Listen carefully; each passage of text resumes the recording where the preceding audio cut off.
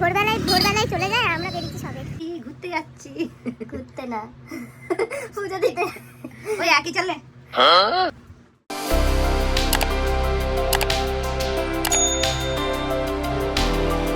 Hello guys, welcome back to my channel. তোমরা thumbnail দেখে বুঝেই গেছো আজকে কোনো মেকআপ ভিডিও হবে না, আজকে হবে ভ্লগ। তাও আবার এমনি সেমনি কোনো ভ্লগ না, ভ্লগটা হবে হচ্ছে খুবই স্পেশাল। আমি অনেক দিন ধরেই মানত করছিলাম যাব করে বড়মার কাছে নৈহাটি।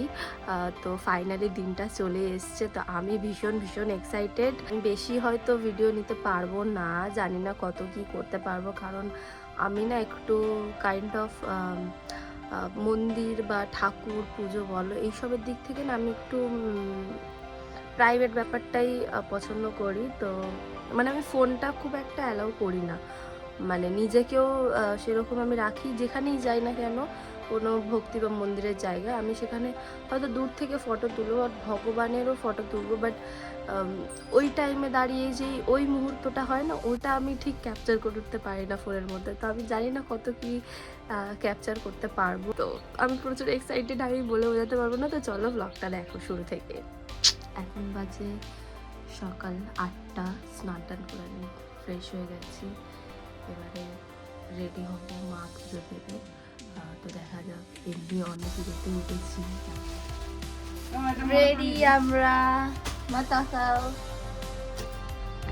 এখন বাজে হচ্ছে 10টা আর আমরা বেরিয়েছি সবে।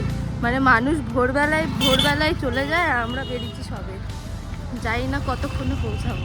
এই হচ্ছে মাতাজি। তোমার জন্য লেট হয়ে গেছে, শুধুমাত্র তোমার জন্য হয়েছে।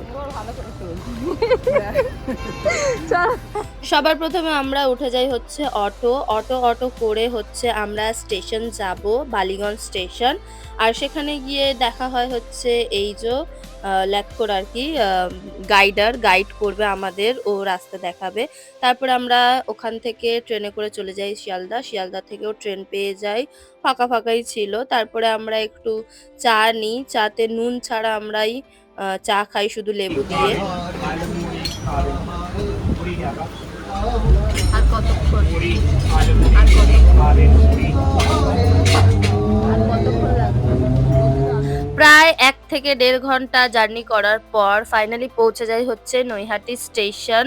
এতটা লেট করেও finally we reached hour destination. মা তাকাও, হে আও আও তুম আও। 12টায়, 12:30 সব তোমাদের জন্য। লেট করে পৌঁছালেও রাস্তাটা কিন্তু প্রায় ফাঁকাই দেখছিলাম, যেটা দেখে খুশি হচ্ছিলাম। তারপরে মা এখানে দাঁড়িয়ে যায় হচ্ছে ডালা নেওয়ার জন্য। তো ডালা নেওয়ার জন্য দাম দরও করছিল। ফাইনালি একটা ডালা নিয়ে নিই, যেখানে এই চুনরিটা ভীষণ আমার ভালো লেগেছিল, যেটাতে লেখা ছিল জয় বড়মা। তো ডালা নেওয়ার পর আমরা একটু এগোচ্ছিলাম, আর এগোতেই দেখতে পাই হচ্ছে এই কাকিমাটা, যেই কাকিমাটা হচ্ছে তিলক লাগাচ্ছিল আর কি, তিলক বা টিপ বলতে পারো, বড়মা লেখা ছিল।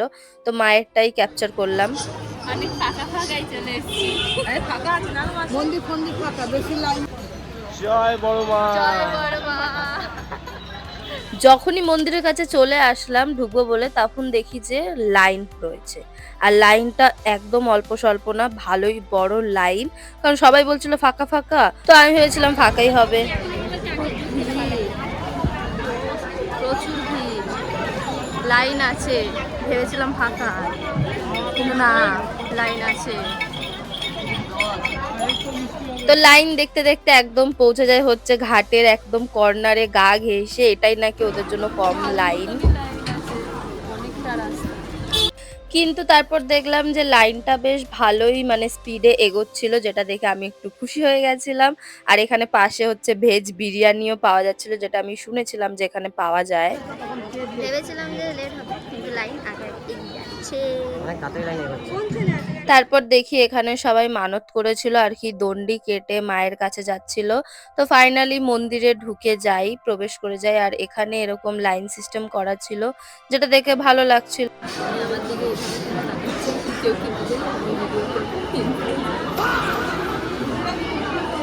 তারপর লাইন দিতে দিতে ফাইনালি পৌঁছে যাই হচ্ছে একদম প্রবেশদ্বার যেখানটা আর কি এন্ট্রি করে সেইখানটায়।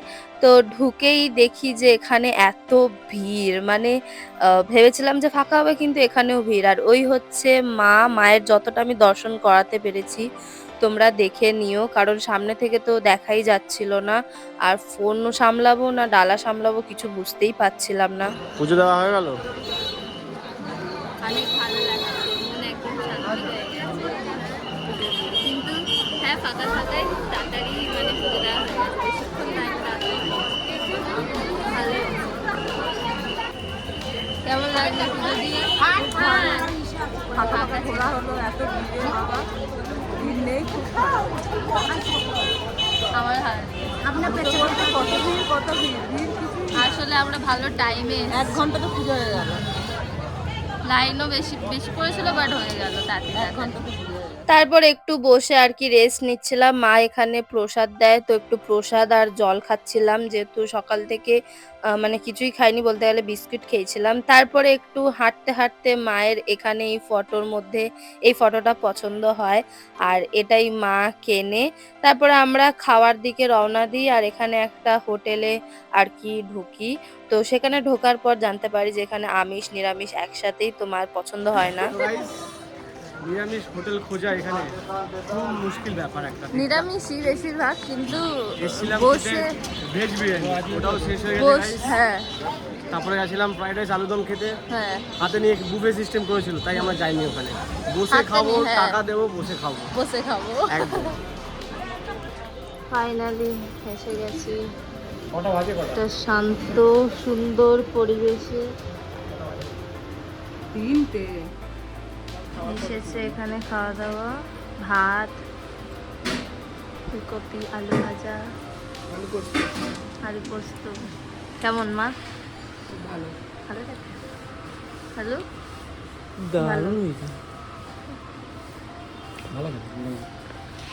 এবার আমিও খেয়ে দেখি। খাওয়া দাওয়া হয়ে গেলে আমরা একটুও সময় নষ্ট করি না, ডাইরেক্ট চলে যাই হচ্ছে ট্রেন ধরার জন্য, কারণ একদিনেই আমাদের ফিরতে হবে আর একটু আমার তাড়াও ছিল। তো মায়ের সাথে এখানে বসে বসে সিরিয়াল দেখছিলাম আর দেখতে দেখতে ফিরছিলাম। মা খাওয়াচ্ছে। কি খাওয়াচ্ছ? আমলকি হজম হওয়ার জন্য।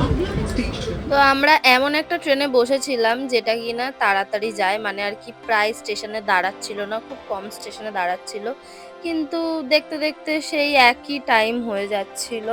তো ভাবছিলাম যে কি করবো, ভালোও লাগছিল না। ব্লগটা এখানে শেষ করবো। হ্যাঁ, বাড়ি যাচ্ছি তো শেষ। তাহলে ব্লগটা এখানেই শেষ করবো।